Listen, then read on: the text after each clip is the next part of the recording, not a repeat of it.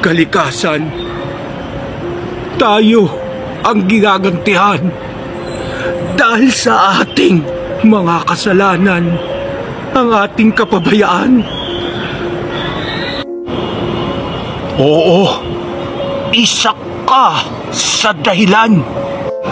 Dahil ang mga pinuno na niluluklok mo tuwing halalan, ang mga may-ari ng mga kwaryeng at mga minahan na sumisira sa kapaligiran. Yan ang katotohanan.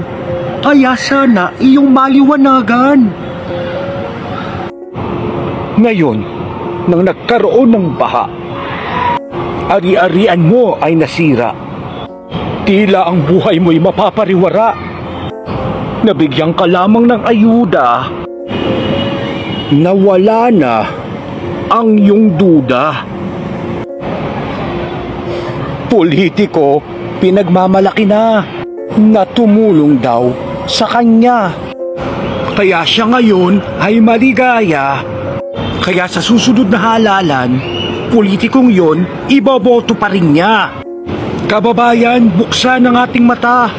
Yang niluluklok mo ang siyang dahilan ng ating paghihirap at pagdurusa. Gumising ka nang magkaroon naman tayo ng pag-asa.